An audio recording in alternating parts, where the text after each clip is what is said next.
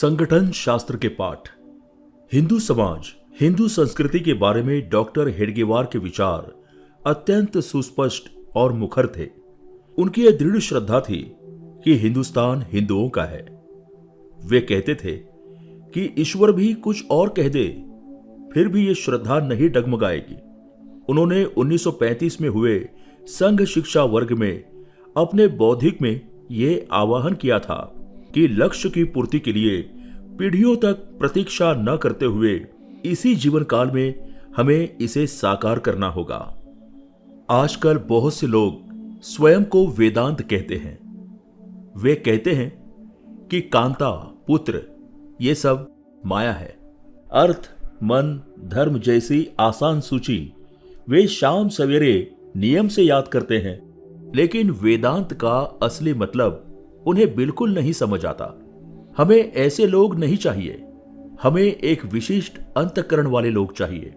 ऐसे विशिष्ट अंतःकरण वाले लोगों, युवाओं का संगठन बनाकर हमारे धर्म, हमारी संस्कृति और हमारे समाज की रक्षा कर, हमारे समाज की सर्वांगीण उन्नति कर, उसे पुनर्जीवित करना ही हमारा लक्ष्य है। हिंदुस्तान हिंदुओं का है। ये राष्ट्रीय स्वयंसेवक संघ का महामंत्र है। हिंदुस्तान हिंदुओं का देश है। इसे समझने के लिए अंतःकरण की आवश्यकता है, श्रद्धा की आवश्यकता है, जीवंत आत्मविश्वास की आवश्यकता है। हिंदुस्तान हिंदुओं का है। यदि कोई इसे स्वीकार नहीं करता तो भी इसकी सत्यता में कोई कमी नहीं आती। इस सिद्धांत के प्रति हमारी श्रद्धा अड़िग है। भले ही स्वयं परमेश्वर आकर कहे कि यह देश हिंदुओं का नहीं है, फिर भी इस सिद्धांत के प्रति हमारी आस्था बिल्कुल भी नहीं डगमगाएगी। इतनी दृढ़ श्रद्धा जिसके अंतःकरण में हो, वही आगे के विचार समझ सकता है। हमारा संघ एक संगठन ही तो है और यह केवल हिंदू समाज को संगठित करने के लिए है। किसी भी आंदोलन की शक्ति संगठन में होती है। यह एक मूलभूत सिद्धांत है। सच देखा जाए तो किसी भी राष्ट्र का सामर्थ्य उस राष्ट्र में मौजूद संगठन पर निर्भर करता है। अनुशासन ही सामर्थ्य है। संगठन के सूत्र अनुशासन, अपनेपन और समान हितों के धागों से एक साथ बंधे होते हैं। उनमें जबरदस्त स्नेहाकर्षण होता है। पत्थर टेढ़ा, भारी और कठोर होता है क्योंकि उसके परमाणु एक दूसरे से दृढ़ता से बंधे होते हैं। उनका संगठन इतना मजबूत होता है कि बड़े बड़े हथौड़ों से भी उसे तोड़ा नहीं जा सकता। इसके विपरीत जिन पदार्थों के अणु संगठित नहीं होते, उनका विनाश सहज हो जाता है। इस सरल सिद्धांत को ध्यान में रखते हुए हमारे समाज को संगठित, अभेद्य और बलशाली बनाने के लिए राष्ट्रीय स्वयंसेवक संघ का जन्म हुआ है। जीवो जीवस्य जीवनम, ये जगत का एक सनातन सिद्धांत है। बड़ा कीड़ा छोटे कीड़ों को खाता है। छोटी मछलियों पर बड़ी मछलियों का पेट भरण चलता है। जो सबल होते हैं वे ही छाती तान कर चल सकते हैं। दुर्बलों को सिर झुकाकर ही परिस्थितियों का सामना करना पड़ता है। सबलों के भय से दुर्बलों को कहीं दूर छिपकर बैठना पड़ता है या उनके जाल में फंसकर गुलामी का जीवन जीना पड़ता है। ऐसी स्थिति दुर्बलों की होती है। इस बारे में सबलों को दोष देने का कोई अर्थ नहीं है। शक्तिशाली लोगों की लालसा और महत्वाकांक्षा को बढ़ावा देकर दुर्बलों की सारी संपत्ति लूटने के लिए उन्हें कौन प्रेरित करता है? कमजोर समाज ही ये पाप करता है। कमजोरी सबसे बड़ा पाप है।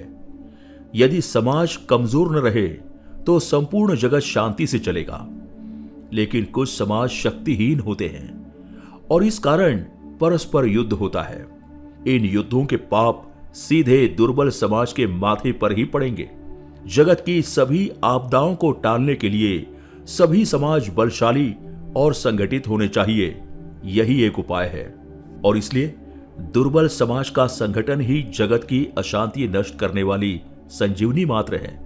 इसलिए संघ ने अपना लक्ष्य केवल इतना रखा है, अपने धर्म, अपने समाज और अपनी संस्कृति की रक्षा के लिए हिंदुओं का सक्षम संगठन बनाना।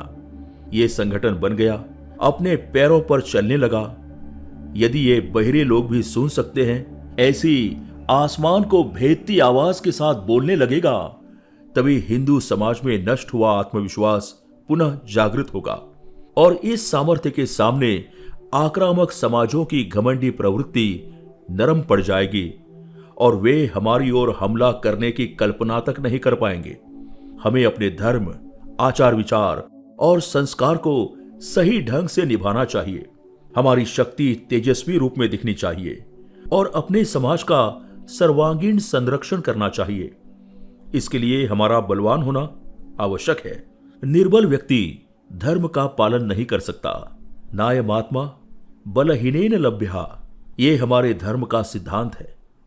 लेकिन जिस परिस्थिति में हिंदू की धार्मिक भावनाओं पर रोक है, जिस वातावरण में हमारी पवित्र हिंदू संस्कृति का अपमान हो रहा है, जिस शासन में हिंदू समाज पर अत्याचार हो रहे हैं, वहां हमारे पास संगठन बनाने और संगठित होने के अलावा और कोई विकल्प नहीं है।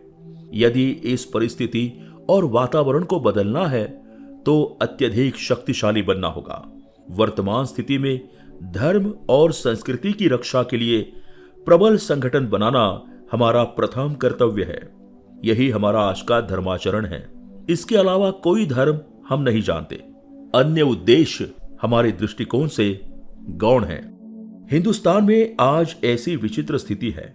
हिंदू संस्कृति की श्रेष्ठता भी न्यायपूर्ण होने पर अन्यायपूर्ण ही साबित होती है।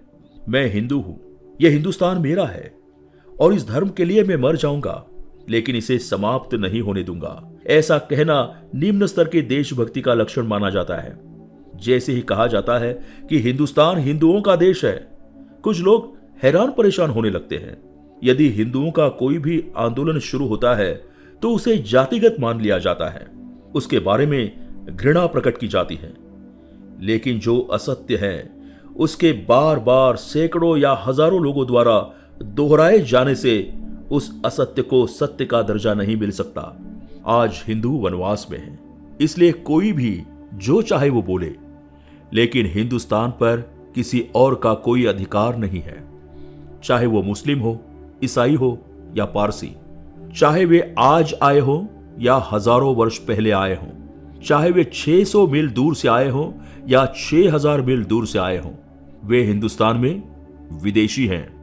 संघ पर जो लोग जाति संबंधी आरोप लगाते हैं, उनके बारे में विचार वास्तव में बहुत मजेदार हैं। हिंदुस्तान पर मालिकाना हक किसका है? तो वे कहते हैं जो यहां रहते हैं उन सभी का। इस देश के लोगों को लूटने और धर्मांतरित करने आए मुसलमान इस देश के मालिक? मुस्लिम धर्म उत्पीड़न से तंग आकर जो यहां शरण पाने की आस में आए पारसी यहां के मालिक? हिंदुस्तान का खून चूसकर यहां के लोगों को हमेशा के लिए गुलामी में कैद करने के लिए जो आकाश के देवता के दूत आए, वे इस देश के मालिक? आकाश के भगवान के प्रिय बच्चों द्वारा अपने घर से निकाले जाने के कारण पेट भरने के लिए इधर उधर भटकने वाले यहूदी इस देश के मालिक? और अपने देश में हिंद वासियों पर रोक लगाने वाले यूरोपीय, अमेरिकी आदि गोरे यहां के मालिक? बेबंद नगरी के न्याय को शर्मसार करने वाला ये न्याय? अरे हिंदुस्तान क्या कोई लावारिस संपत्ति है? ये विचारधारा हमें बिल्कुल स्वीकार्य नहीं है। हिंदुस्तान कोई जमीन का टुकड़ा नहीं है, वो एक राष्ट्र है। ये हिंदुओं की मिल्कियत है। इतिहास के पहले पन्ने पर भी इस देश का नाम हिंदुस्तान ही लिखा मिलेगा। जिस तरह इंग्लैंड अंग्रेजों का, फ्रांस फ्रेंच का, जर्मनी जर्मन का, उसी तरह हिंदुस्तान हिंदुओं का। अनादिकाल से यह देश हमारा है और आगे भी हमारा ही रहेगा। जब तक हिंदू रक्त का एक भी पुरुष जिंदा है, तब तक इस देश पर किसी और का मालिकाना हक होना संभव नहीं है। हिंदुस्तान में अब तक जो भी विदेशी आए, वे अन्याय, लूटपाट, आक्रमण, आगजनी और अत्याचार करने के लिए आए। इस स्वर्ण भूमि में जो मंगल, सुंदर और सुखद दिखाई देता था, उसका विध्वंस करके उन्होंने अपनी आसुरी लालसा को संतुष्ट किया। यही उनका अब तक का इतिहास है। ऐसे में इन अचानक आए उपद्रवियों को इस राष्ट्र का हिस्सा समझना उन्हें हिंदुस्तान का सुपुत्र और अपना देश बंधु मानकर उन्हें गले लगाना, ये अपनी बुद्धि को गिरवी रखने का ढिंडोरा पीटने के समान है। हिंदुस्तान हिंदुओं का होने के कारण यहां हिंदुओं के हित में जो भी आंदोलन होंगे वे राष्ट्रीय होंगे। सच तो यह है कि वे उतने ही राष्ट्रीय होंगे और बाकी सभी संस्थाएं और आंदोलन अराष्ट्रीय और जाति संबंधी होंगे। हिंदुस्तान में हिंदुओं द्वारा किया गया कोई भी आंदोलन जातीय या अराष्ट्रीय नहीं हो सकता। हिंदू समाज के जिम्मेदार नेता भी ये दिखावा करते हैं कि हिंदुस्तान का उद्धार केवल हिंदुओं द्वारा ही संभव नहीं है। यहां तक कि स्वर्ग के देव अगर दौड़कर आ जाए तब भी ये असंभव है। ऐसी मूर्खतापूर्ण और विनाशकारी बातें कहने की हिम्मत दिखाते हैं। आज तक हिंदुस्तान में कई आंदोलन असफल हुए। इसका कारण हमारी स्वाभिमानी प्रवृत्ति का नष्ट होना है। हिंदू कहलाने का मतलब ये मान लिया गया कि वो कमजोर, पंगु और दीनहीन है। कुछ हिंदू संगठन बनाने वाले नेता भी हिंदू समाज को डरपोक होने का विशेषण देते हैं। ये बहुत बड़ी भूल है। हमें दोष नहीं है ऐसा नहीं है, लेकिन यह कहना कि हमारे पास कर्तृत्व शक्ति नहीं है, हमारे भीतर पराक्रम और पुरुषार्थ का अभाव है, हम बिल्कुल निशक्त है, यह आरोप पूरी तरह झूठा और धूर्ततापूर्ण है। यदि हम हिंदुओं में स्वाभिमान जगा सके और तेजस्वी अंतःकरण वाले संगठन तैयार कर सके तो अपने लक्ष्य को प्राप्त करना बिल्कुल कठिन नहीं होगा। शिवाजी महाराज की सफलता का बीज क्या है, यह हम सतही तौर पर देखें तब भी नए समय में कार्य करने के लिए आवश्यक प्रेरणा और भरपूर आत्मविश्वास मिलेगा। शिवाजी महाराज के समय पूरे महाराष्ट्र में अशांति की आग भड़क रही थी। चारों ओर मुसलमानों ने अत्याचार कर तबाही मचा रखी थी। धन और जीवन की कोई गारंटी नहीं बची थी। सती की इज्जत पर हमला करने के लिए दुराचारी लोग घात लगाए बैठे थे। हिंदू धर्मावलंबियों और हिंदू देवताओं पर अमानवीय अत्याचार हो रहे थे। इसके विपरीत हिंदू समाज में कोई तालमेल नहीं था। ऐसी परिस्थिति में शिवाजी महाराज ने अपना कार्य प्रारंभ किया। जब शिवाजी महाराज धर्म स्थापना के लक्ष्य से प्रेरित होकर कार्य करने लगे, उस समय सबसे पहले हमारे नादान समाज ने उनका उपहास किया। कुछ प्रतिष्ठित लोग उदासीन बने रहे, कुछ ने उनके कार्य को विफल करने का प्रयास किया। जैसे कि शिवाजी महाराज ने ये दर्रे पहाड़ पर विजय पाने का कार्य अपने लाभ के लिए किया हो। उन्होंने तो धर्म स्थापना के लिए सारे उद्यम आरंभ किए थे। वैसे देखा जाए तो उन्हें किसी चीज की कमी नहीं थी। उनके पास इतना सुख और वैभव था कि वे आराम से जीवन व्यतीत कर सकते थे। एक बड़े जागीरदार के वे पुत्र थे। अगर उन्हें मान सम्मान की इच्छा होती तो मुस्लिम राजा के दरबार में नौकरी कर उन्हें उस मामले में पूरी सफलता मिल सकती थी।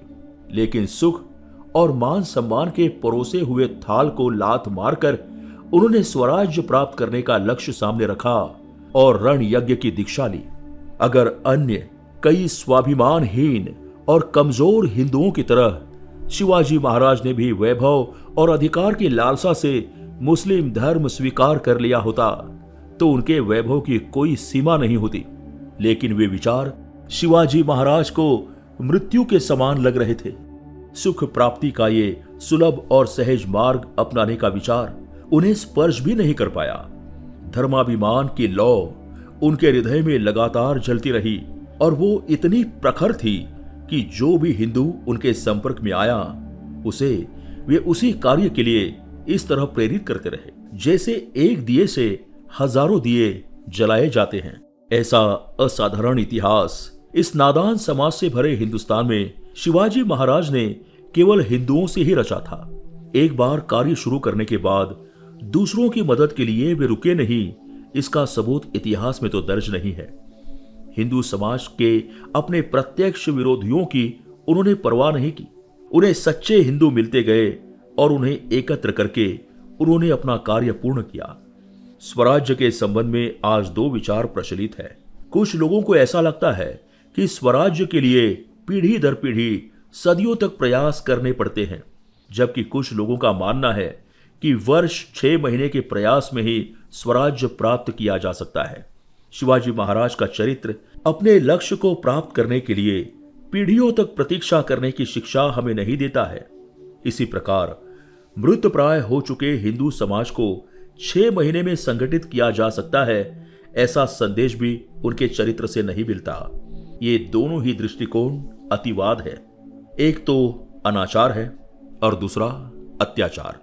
इनमें से किसी को स्वीकार न करते हुए अपने शरीर और अपनी आंखों की पूरी शक्ति लगाकर 5-25 वर्ष में लक्ष्य प्राप्ति के लिए लगातार प्रयास करने से सफलता मिलती है। ये प्रेरणा हमें शिवराय से लेनी चाहिए।